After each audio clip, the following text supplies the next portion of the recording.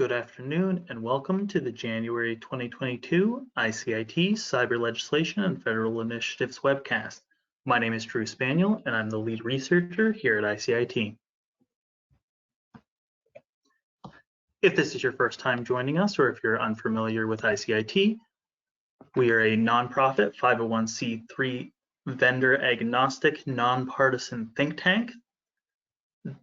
Our mission is to cultivate a cybersecurity renaissance that will improve the resiliency of our nation's 16 critical infrastructure sectors, defend our democratic institutions, and empower generations of cybersecurity leaders.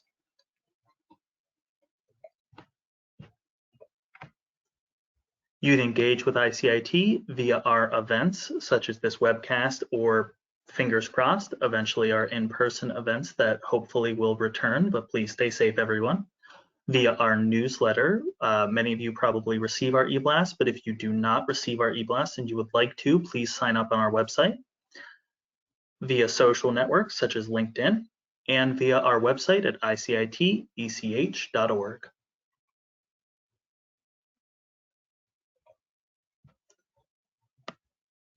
Just a quick mention of some upcoming ICIT events. On February 16th, ICIT is participating in a virtual event with the Atlantic Council entitled the Geotech Commission Discussion of Critical Infrastructure Technologies and Recommendations.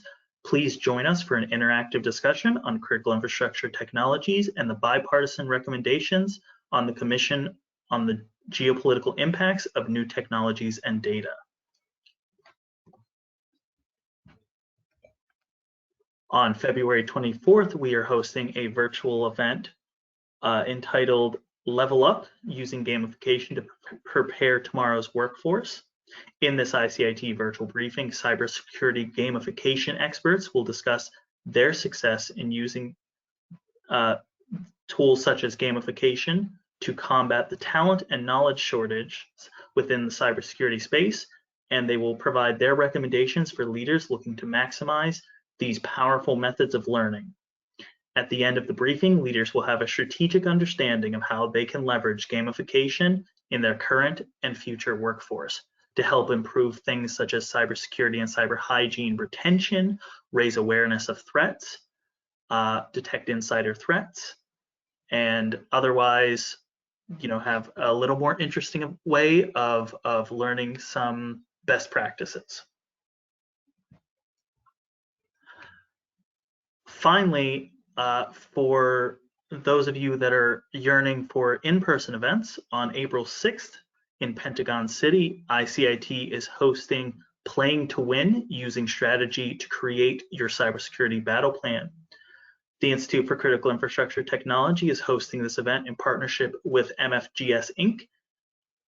The 2022 spring briefing will bring together policy and technical subject matter experts from the United States government, industry, and academia to discuss successes and learnings and how to shift your organization's strategy into actionable game plans. Members of ICIT will receive write-ups of today's briefing that they can use to follow along. There are two analyst reports. One is focused on cyber legislation and the other on emerging agency initiatives. If you would like to join as an individual member to receive those reports, please email Catherine at icitech.org. I definitely encourage you to sign up to become a member if you are not already a member, because members like you help to keep ICIT's research free to the public. We do not put any of our research behind paywalls, and it helps us maintain our vendor agnostic and nonpartisan approach to research. Also, in my biased opinion, I think that we provide a decent amount of value for about $10 a month, depending on how invested you are in learning about emerging legislation and agency initiatives.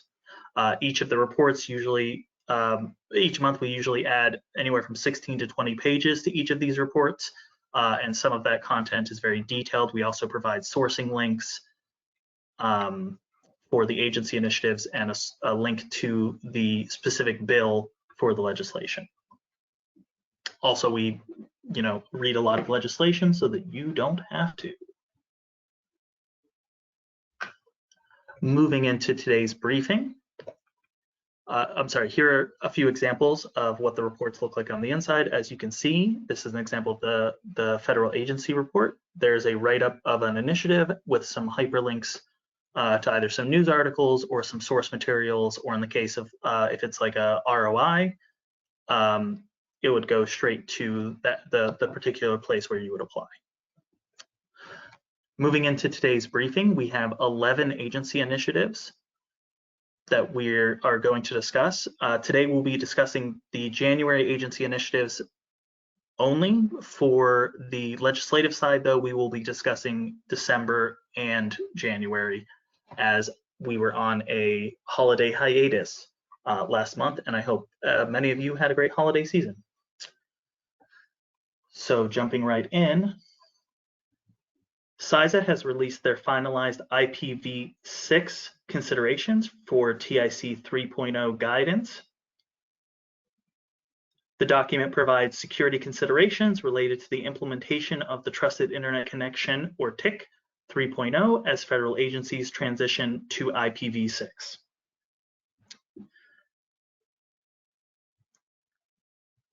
The guidance reflects the directives outlined by the Office of Management and Budget, M2107, which calls for agencies to upgrade their infrastructures to use IPv6, and it's intended to broadly support the government-wide adoption of the protocol.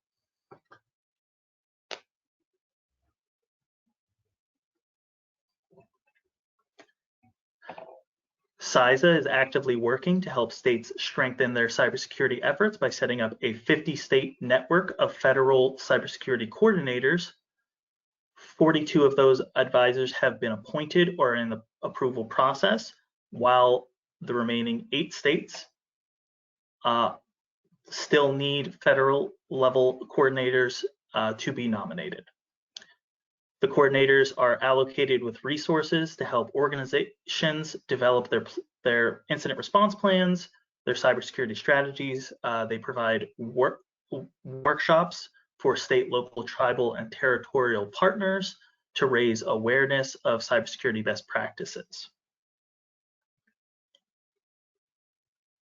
As I'm sure many of you have seen in the news, the FBI, NSA, and CISA released a joint cybersecurity alert focused around Russian state-sponsored advanced persistent threat attacks on state, local, tribal, and territorial government critical infrastructure organizations and aviation networks.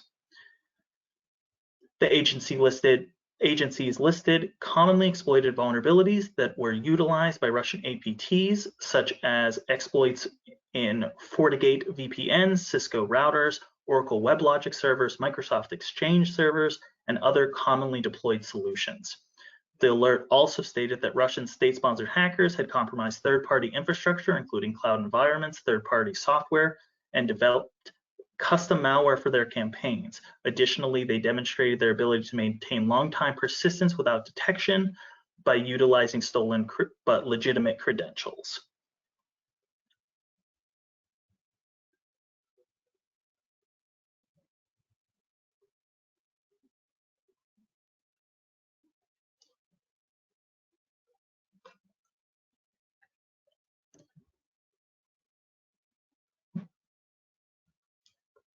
Based on a CISA Industry Day Q&A, it has been indicated that the agency intends to develop a predictive analytics tool that can leverage artificial intelligence and machine learning to spot weaknesses in the information and communication technology supply chain. It is believed that the agency is planning to issue a bid for contract to fulfill these services sometime in spring of 2022. So please keep an eye out in the next month or two if you are interested in helping to support CISA in that effort. Another project that they will be seeking contract for with one or multiple vendors will be to assist with the planning, conduct, evaluation, and management of a broad spectrum of cyber and physical security exercises that the agency will host with public sector governments and critical infrastructure. The work will require a top secret clearance, and agency officials are planning to issue the request early in 2022 before awarding one or more contracts sometime around summer of 2022. The Department of Defense has launched the University Consortium for Cybersecurity, or UC squared, or UC2, depending on how you would like to read that, to better facilitate communication between the Secretary of Defense, academia, and while fulfilling a requirement from the 2020 National Defense Authorization Act. The National Defense University's College of Information and Cyberspace, or CIC, will serve as the UC2 Coordination Center.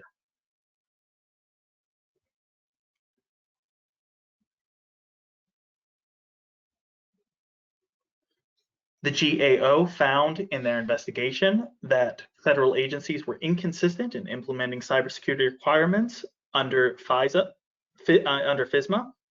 GAO evaluated the effectiveness of federal agencies' implementation of cybersecurity policies and practices and the extent to which officials at a federal agency consider FISMA to be effective at improving the security of the agency and its information systems. In its report covering fiscal year of 2020, the GAO found that 23 civilian chief financial officers, ACT agencies, and reported progress towards meeting federal cybersecurity targets. A majority of those, however, said that they were not fully meeting the requirements. GAO stated that inspectors general found uneven implementation and concluded that only 7 CFO agencies had effective agency-wide information security programs. The agencies that did implement FISMA cybersecurity requirements into their security programs benefited from the standardization of security program requirements, the improvement of cybersecurity posture, more effective communication within the agencies, the ability to track the performance of security programs over time, and the ability to establish responsibilities and authorities with respect to cybersecurity programs. After studying the SolarWinds and Microsoft Exchange attacks for around a year, the GAO has detailed lessons that agencies should learn and 10 critical actions that still need to be addressed. The report also detailed concerning findings, such as even though CISA has worked with agencies on their improving their cybersecurity to a high degree of confidence, there is not yet a definitive a level of confidence to guarantee that threat actors have not embedded themselves on agency systems and still have persistent undiscovered access.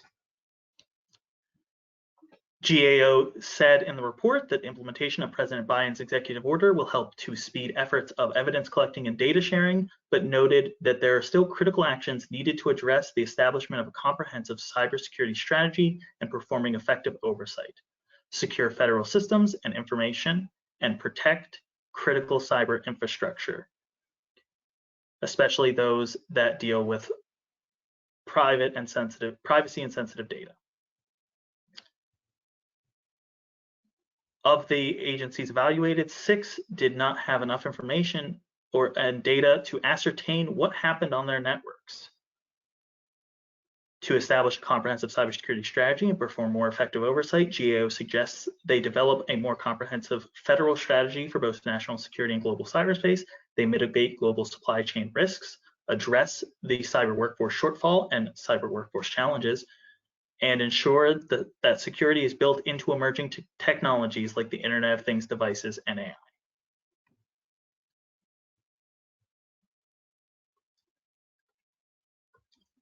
For those of you interested, NIST has announced that they are putting together an Internet of Things advisory board to help guide U.S. policy discussions around IoT technologies. The agency will be accepting nominations for board members until 5 p.m. Eastern Time on February 28th.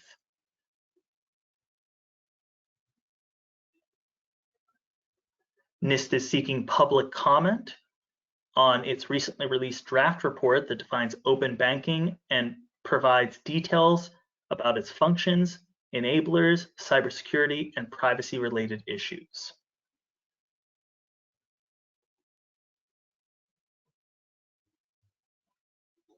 I'm sure many of those listening are familiar with NIST SP 800-160. NIST has released an update to 800-160, its cybersecurity guidance for system engineers, and has added in more insight for engineers and programmers on mitigating system vulnerabilities.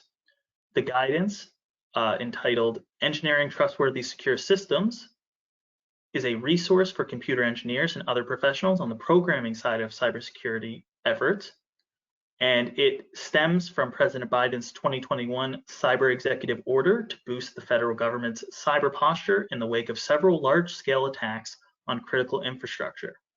Overall, the guidance addresses the engineering-driven perspective and actions necessary to develop more secure and survivable systems. This effort was led by ICIT's friend, Dr. Ron Ross, and it is an excellent publication. I encourage you to take a look.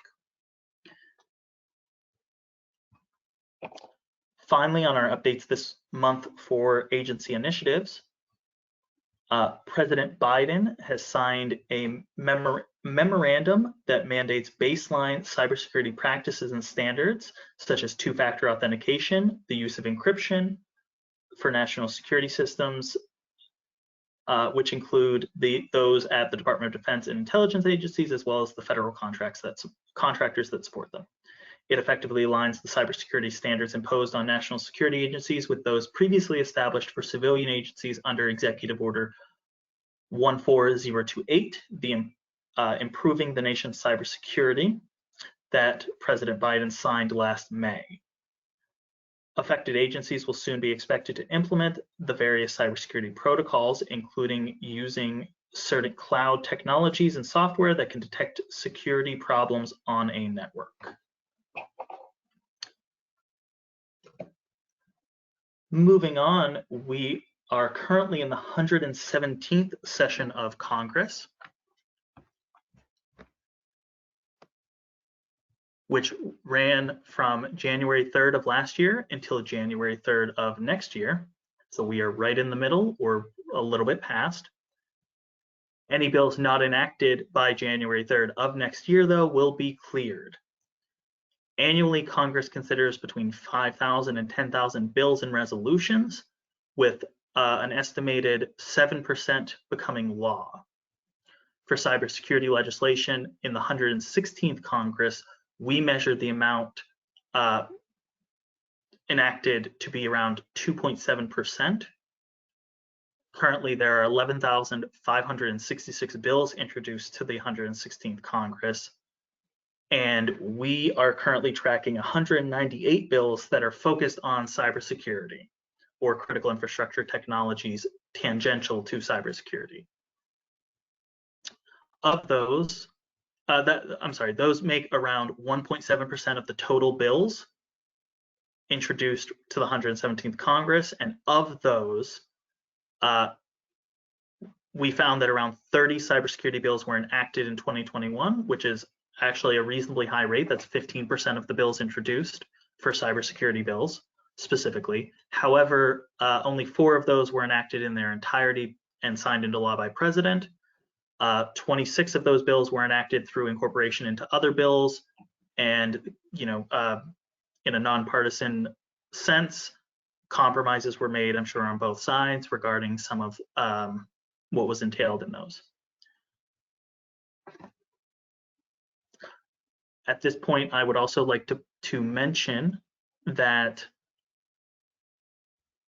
again, members will have received reports for legislation and agency initiatives with this briefing, and you will receive this video as well via email prior to it being publicly uploaded. We are also excited to announce that sometime next week, you will also receive an early link to a 2021 retrospective and 2022 prospective on legislation and agency initiatives. It is a roundtable with some ICIT fellows discussing, what some of the barriers for cybersecurity bills were last year, what they think Congress should prioritize this year, different emerging trends and potential threats. It's looking like it's going to be a great discussion, and I definitely encourage you to take a look at that. If you're not an ICIT member, that video will be available, I think, later in the week. However, I again encourage you to consider signing up as a member, because again, it's it's tax deductible, I believe. It is, I believe, a great offer, in my opinion, as biased as that is, and it allows you to better engage with us.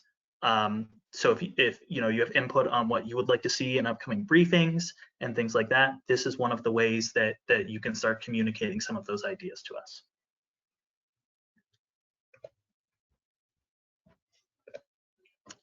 This month, we have 23 pieces of legislation that we will be discussing.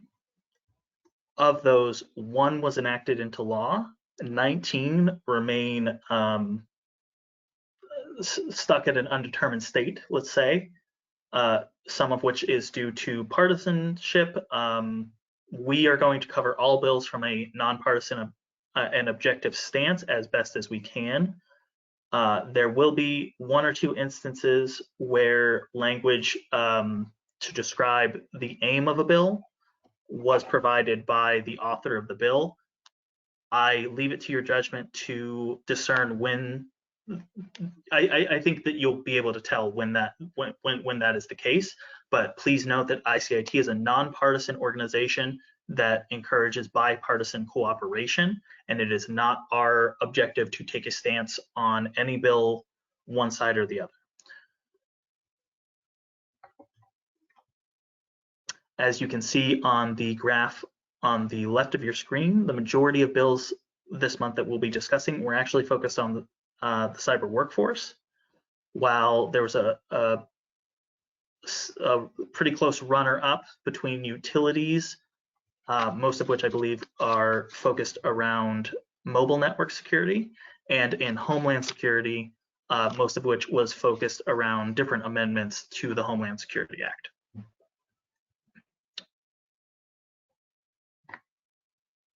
So jumping right in, S1605 authorizes, and I'm sure that many of you have heard all about the NDAA from the end of last year through this month. It has been a constant point of discussion in the news, but the version that was signed and enacted by the president is S1605, which authorizes appropriations for fiscal year 2022 for military activities of the Department of Defense, military construction, and for defense activities of the Department of Energy to prescribe military personnel strengths for the fiscal year.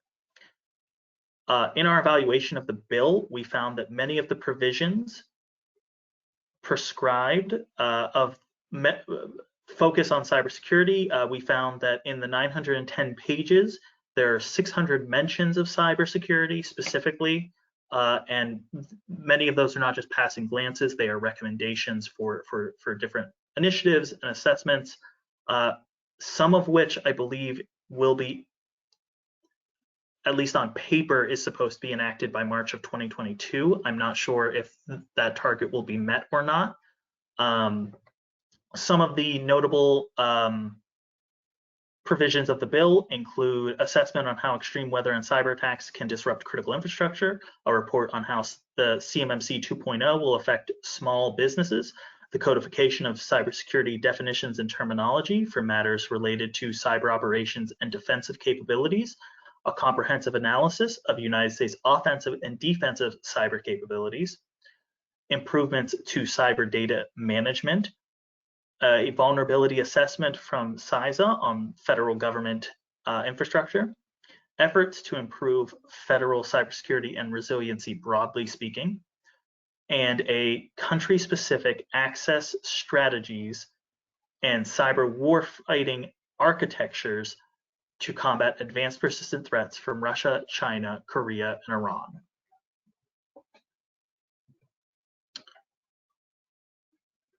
Moving on into our longer category this month. For the cyber workforce, S1097 establishes a rotational cyber workforce program to improve the resiliency of agencies and the cybersecurity capabilities of federal personnel. Much of this bill is actually focused on how a rotational program will be structured and who will be included. It has some things such as reassurances of job security and things like that. It is, at least in its current form, appears to be geared towards both getting new talent familiarized with the federal government, but also using that new talent to, while they're in a specific position, to help improve the cyber hygiene and cyber security understanding of the current workforce. As this bill develops, I'm sure that we will have a bit of a greater understanding. I think different versions of this bill have been bouncing around for a few months now, so maybe keep an eye on it. It does have a decent chance of passing, though, in its current form. Moving on, S3099 amends Title 44 of United States Code to establish a federal risk and authorization management program within the General Services Administration. If passed, the act would require the administrator of the GSA to establish a government-wide program that provides a standardized, reusable approach to security assessment and authorizations for cloud computing products and services that process unclassified information used by agencies.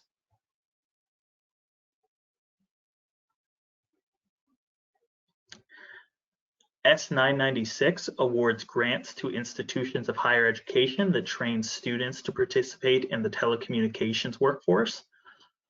We included this particularly because I, in my understanding of critical infrastructures, do not believe that many, maybe I'll date myself here, many millennials such as myself have a strong understanding of the telecommunications sector, even within the cybersecurity space. And I know that many of the individuals in our telecommunications workforce may be looking towards retirement. So this bill is actually very important for keeping that sector up and running. We will need to get new talent into it. Any eligible entities that would like to seek grants, provided the bill passes, eligible entities may seek a grant. And the eligibility requirements are included in the membership report and in the bill itself, if you would like to look that up. But the Assistant Secretary of Transportation will award grants no later than December 31st, 2022, provided the bill passes. S3398 amends the Student Support and Academic Enrichment Grant Program to promote career awareness in accounting as part of a well-rounded STEM educational experience. One of the areas it promotes is the development of CPAs to enter cybersecurity to collaborate with information security personnel to better assess and quantify risk. HR 5982 revises Title 51 of United States Code to make technical amendments to improve the code.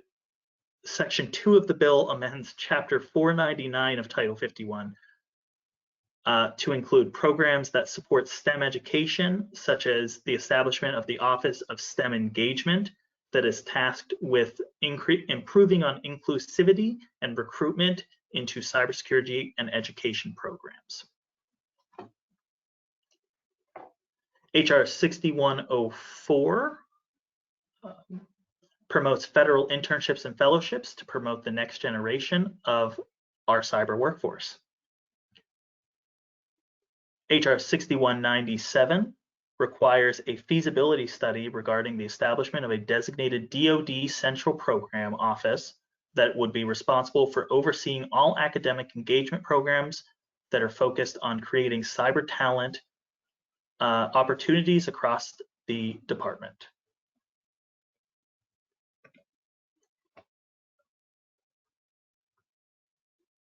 Much like with the NDAA, I anticipate that many of you, at least in passing, have heard of the 2 election reform bills that have been discussed extensively.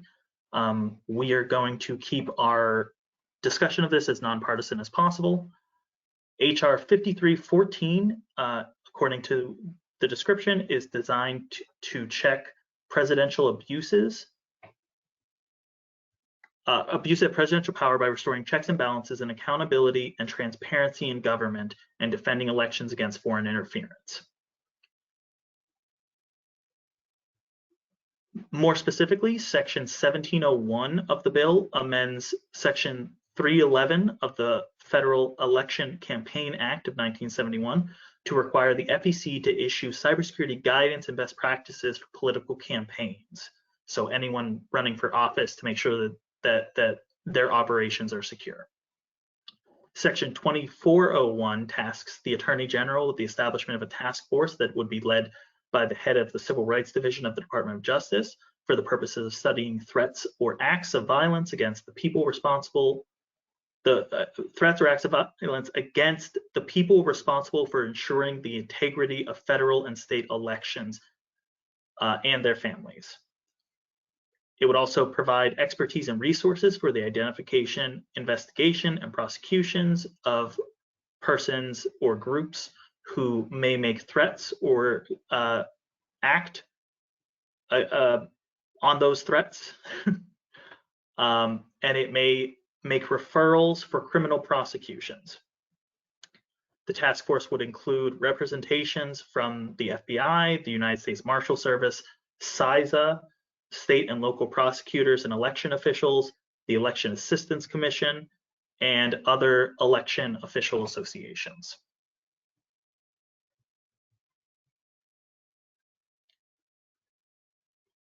The bill that has been extensively discussed over the past week or so on the news, the Freedom of Vote Act, or the John R. Lewis Act, HR 5746 addresses voter registration and access, election integrity and security, redistricting, campaign finance, and voting rights.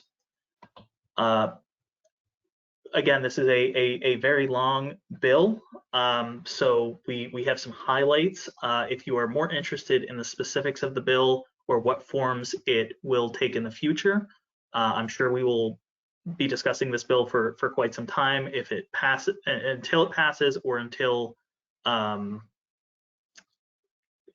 versions of it are no longer perceived as viable.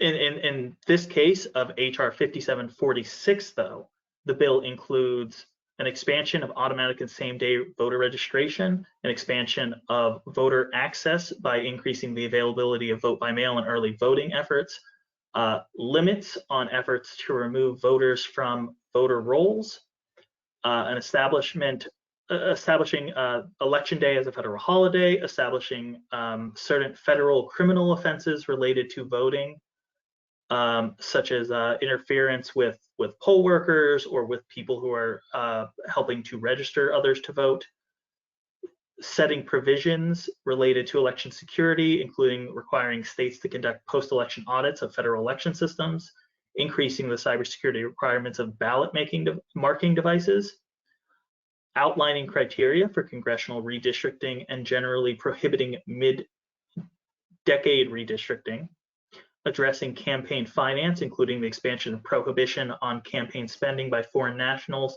and establishing an alternative campaign funding system for certain federal offices, establishing new criteria for determining which states and political subdivisions must obtain pre-clearance before changes to voting practices may take effect, codifying provisions related to federally protected activities at polling places and voter access on tribal lands, addressing the cybersecurity practices of political campaigns, and requiring an assessment of the cybersecurity posture of election infrastructure at the federal, state, and local level, and recommending that Congress allocate resources necessary to modernize and defend the infrastructure from compromise. Keep in mind, separate from any specific bill here, that many of our voting systems have not been modernized at as a part of a global effort since the early 2000s. We do not have any updates this month on bills related to our energy sector. S 3099 amends Title 38 of United States Code to improve the management of information technology projects and investments of the Department of Veterans Affairs in areas such as cybersecurity.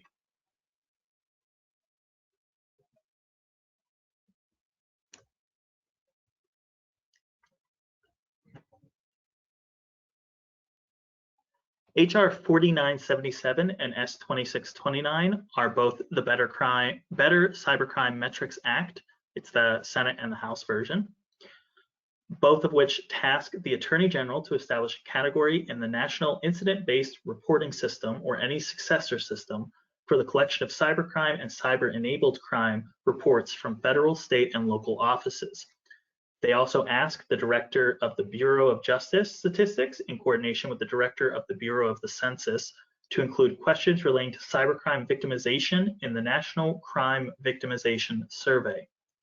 Finally, the bills require the Comptroller General of the United States to submit to Congress a report that assesses the effectiveness of reporting mechanisms for cybercrime and cyber-enabled crime in the United States and disparities in reporting data between cybercrime and other types of crime.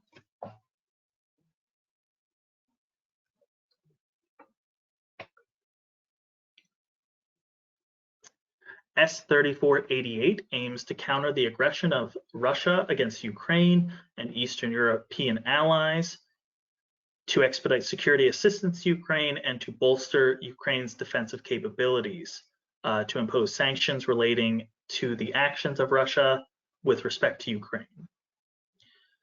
The bill, maybe less partisan and more objectively, the bill includes provisions to bolster Ukrainian critical infrastructure against Russian interference and multilateral efforts to bolster cyber defensive capabilities. S 2520 amends the Homeland Security Act of 2002 to provide for engagements with state, local, tribal, and territorial entities, or SLTTs. The bill establishes a coordination council that aims to improve cybersecurity awareness, conduct training exercises, coordinate real-time threat intelligence sharing, and study the effectiveness of efforts to assist those entities on improving cybersecurity and cyber hygiene.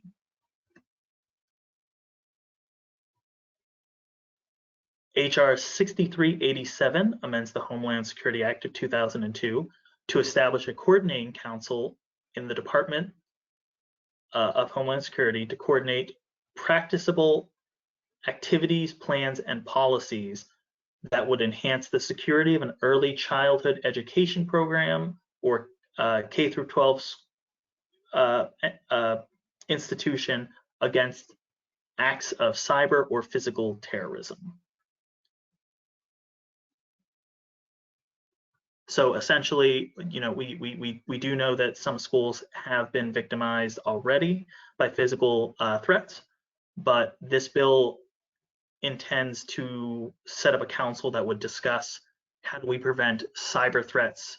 And I mean, some ransomware has already hit schools, but how do we prevent that attacks on schools from becoming widespread?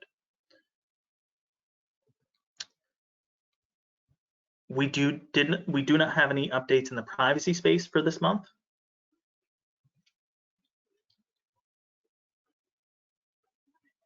HR 4055 establishes a cybersecurity literacy program that would to increase the knowledge and awareness of the American people on best practices that would reduce cybersecurity risk and strategies to prevent and mitigate cyber attacks. The Assistant Secretary of Commerce for Communications and Information would be tasked with educating the American people on how to mitigate cyber attacks and cybersecurity risks, such as phishing and insecure websites, instructing American people on the benefits of changing their default passwords, using complex passwords, using secure hardware and software, encouraging cybersecurity tools like multi-factor authentication, antivirus, patching and updating, virtual private networks, identifying devices in their ecosystems that could pose risks, even if they're just consumer devices, such as insecure home routers and appliances, tablets and smartphones and personal computers that are left unsecured, personal webcams, internet connected monitors, and any device that is connected to the internet and could be remotely compromised.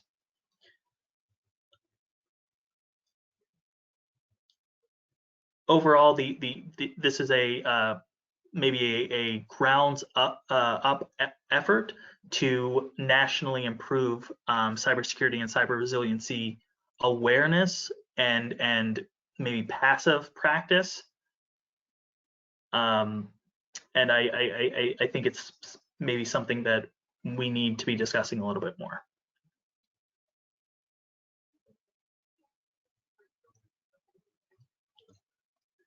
S3511 requires the Comptroller General of the United States to conduct a study on the actions that the federal government has taken to support the cybersecurity of commercial satellite systems, including as part of any action to address the cybersecurity of critical infrastructure sectors.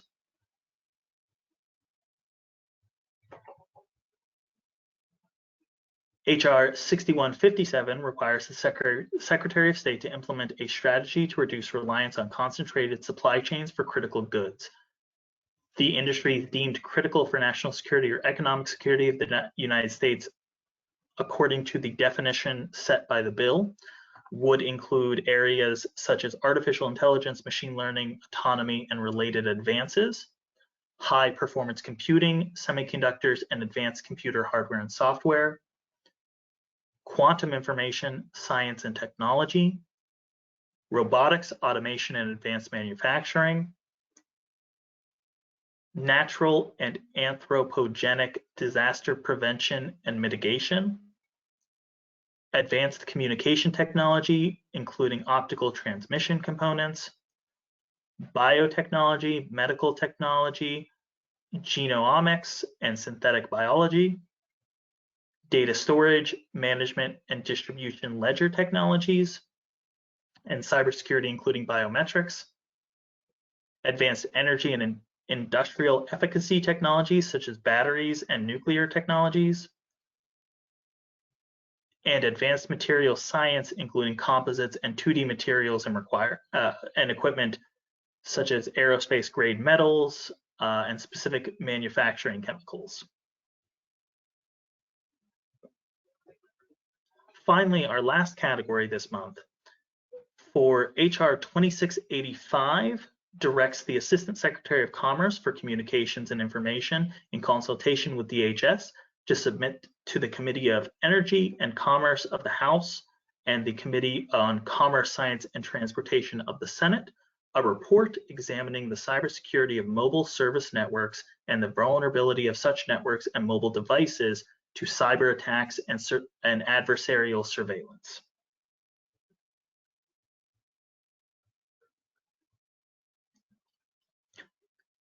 HR 4045 directs the FCC to establish a task force to be known as the 6G Task Force, which would publish in the Federal Register and on their website and submit to the Committee on Energy and Commerce of the House and the Committee on Commerce, Science, and Transportation in the Senate a report on emerging 6th generation wireless technologies.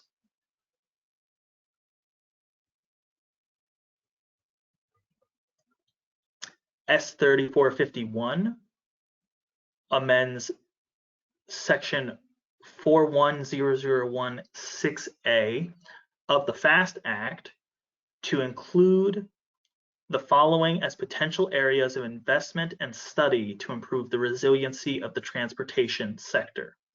Those areas include artificial intelligence and machine learning, high performance computing and advanced computer hardware and software, quantum information science and technology, data storage and management, and cybersecurity. Finally, this month, HR 6270 directs the Secretary of Transportation to establish a pilot program that would provide grants related to advanced air mobility infrastructure. One of the requirements of comprehensive plans submitted includes, and I quote, the identification of physical and digital infrastructure required to meet the standards for vertiport design and performance characteristics established by the FAA, including modifications to existing infrastructure and ground sensors, electric charging and other fueling requirements, electric utility requirements, wireless and cybersecurity requirements, and other necessary hardware or software.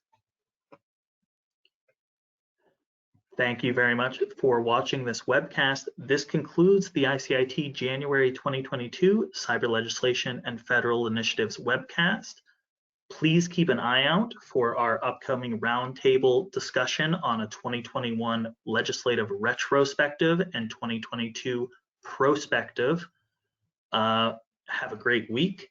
If you have any questions, please contact Catherine at icitech.org. And if you would like to sign up for either membership or our newsletter or one of our upcoming webinars, which are freely available to sign up to, or our in-person event, please visit our website at icitech.org. Thank you.